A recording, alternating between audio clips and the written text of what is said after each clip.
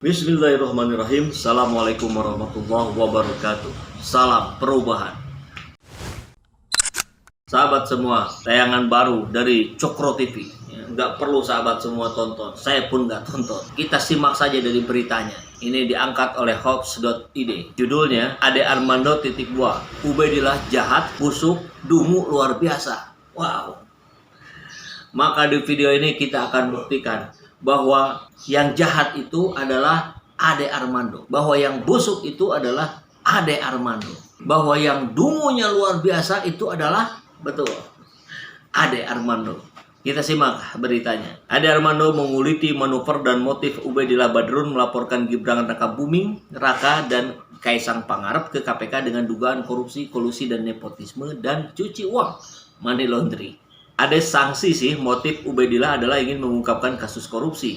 Malahan pengisi konten di Cokro TV itu melihat motif Ubaidillah hanyalah ingin menyudutkan Jokowi. Nah, inilah kejahatan dari Ade Armando ya. Presiden berapa tahun yang lalu sudah menaikkan bagi siapa yang melaporkan dugaan tindak pidana korupsi ke KPK bisa diberi hadiah sampai 200 juta. Artinya apa? Itu didukung oleh presiden sendiri. Bahwa presiden ingin melibatkan masyarakat rakyat kita dalam pemberantasan tindak pidana korupsi. Bahkan sampai bisa dikasih hadiah. Nah, ini malah disebut ingin menyudutkan Jokowi. Kan ini kejahatan. Lanjut ya. Jadi Ade Armando menduga manuver Ubaidillah melaporkan Gibran dan Kaisang ke KPK seperti ini. Dan saya yakin Ubaid tahu bahwa Kaisang dan Gibran tidak akan dinyatakan sebagai tersangka karena memang tidak ada alasan untuk tersangkakan mereka. Kata Ade dikutip dari Cokro TV Selasa 18 Januari 2022. Nah, andai KPK nggak memproses laporan itu, kata Ade, maka narasi yang akan dimainkan Ubaidillah dan kelompoknya adalah KPK nggak berani usut anak presiden dan sebagainya. Begitu KPK tidak menindaklanjuti kasus Kaisang dan Gibran, Ubaid dan kawan-kawannya akan mengatakan bahwa KPK takut pada presiden atau KPK pilih kasih atau KPK alat pemerintah dan semacamnya. Kata Ade menduganya. Nah, beginilah kalau Victor ya, pikiran kotor. Kalau Ade Armando ini sering menggunakan pikiran-pikiran kotor, maka secara psikologis dia akan menduga orang-orang lain pun berlaku seperti dia. Jadi ini seperti proses menunjuk. 1 jari ke sana, 3 jari ke dirinya sendiri. Jadi jelas, ini kebusukan seorang Ade Armando. Bagaimana mungkin dia mampu menebak isi pikiran orang lain sejahat itu kalau dia sendiri tidak melakukannya? Sulit. Jadi kita duga Ade Armando yang punya pikiran jahat itu, punya pikiran busuk itu. Bagaimana melihatnya? Mudah, lihat track recordnya. Bagaimana track record dosen Ade Armando dan bagaimana track record dosen Ubaidillah Badrun. Googling saja, mudah kita baca. Ade Armando memproduksi hoax, fitnah, dan bahkan seringkali mendiskreditkan umat muslim. Ubaidillah Badrun, dia memproduksi karya-karya. Dia mengisi seminar-seminar, training-training, bahkan pendidikan politik pada partai-partai politik. Kan jelas berbeda. Kita lanjut ya. Lanjut Ade Armando. Kalau benar begitu, Ubaid jahat dan bahkan busuk. Buat saya sih yang bodoh ya Ubaid. Dan tentu saja Rocky Gerung. Tujuan Ubaid sangat mengada-ada. Mengada-ada dari mana? Itu memang ada. Kan Ubaidillah Badrun melaporkan ke KPK dengan setumpuk data dan informasi. Coba bayangkan, orang yang datang dengan data dan informasi kemudian dibilang mengada-ada. Jadi siapa yang mengada-ada? Iya, Ade Armando. Dan terus membawa-bawa Rocky Gerung. Gimana ini? Oke, kita lanjut ya ke kalimat Ade Armando berikutnya. Ubaid ini dosen atau apa ya?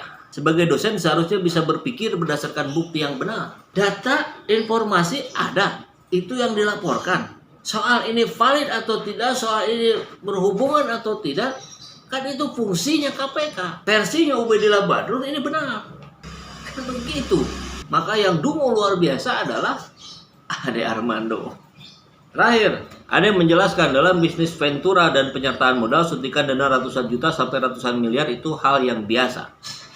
Iya, memang biasa. Dia mengingatkan perusahaan Ventura itu dalam menyuntikkan dana itu yang dilihat sih bukan siapa pemilik perusahaan dan seberapa tua perusahaan berdiri. Pemilik modal Ventura tidak akan berpikir tentang siapakah pendiri dan pengelola perusahaan. Uang mereka Uang mereka lihat adalah potensi keberhasilan di masa depan. Bagi mereka yang penting, mereka akan menyuntikkan modal yang memang punya reputasi menjanjikan. Nah, ini soalnya justru reputasinya apa? Bahkan ketika kita lihat saham-saham yang ditanamkan oleh anak presiden itu rontok kemarin. 5 ya. Kalau nggak salah ada 5. Itu nilai sahamnya rontok semua. Ada apa? Jangan-jangan mereka mulai meninggalkan. Jangan-jangan mereka tidak mau dilibat-libatkan. Jangan-jangan di sini memang ada tanda tanya besar, ada kejanggalan yang memang harus diselidiki. Orang menanamkan investasi bahkan sampai puluhan miliar, tentu dia melihat seluruh aspeknya. Bodoh saja kalau dia hanya melihat sebagian. Nggak mungkin. Dan jaminan sebagai anak presiden itu bahkan sudah Kaisang akui sendiri. Saya dapat privilege sebagai anak presiden. Itu di wawancaranya dengan Deddy Corbuzier. Itu kan menguatkan. Jadi ucapan Ade Armando bahwa yang dilihat adalah reputasi dan masa depan, justru itu terbantahkan dengan sendirinya. Jualannya juga nggak laku-laku amat. Ini logika yang sangat mendasar bisa kita pakai. Ya, saya kira apa yang disampaikan Ade Armando adalah manifestasi dari kondisi kejiwaannya yang mulai ketar-ketir, yang khawatir karena junjungannya dipermasalahkan. Padahal kalau merasa tidak bersalah, ya sudah, tinggal tunggu saja KPK bekerja. Belum apa-apa sudah ramai pembelaan seperti ini.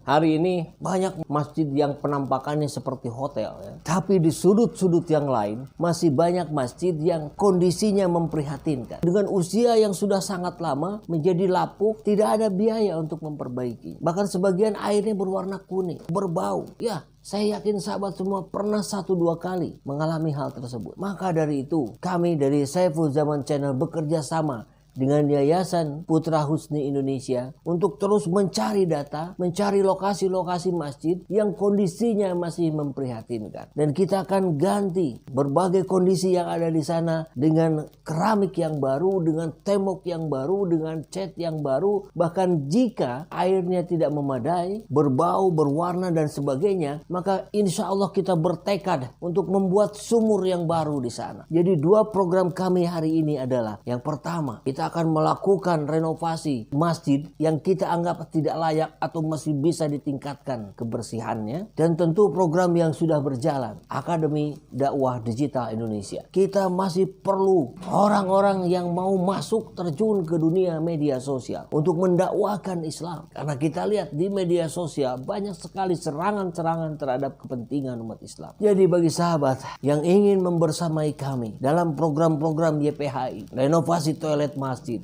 Akademi Dakwah Digital, silakan salurkan donasinya ke rekening yang ada di sini dan silakan mengkonfirmasinya ke nomor yang ada di sini.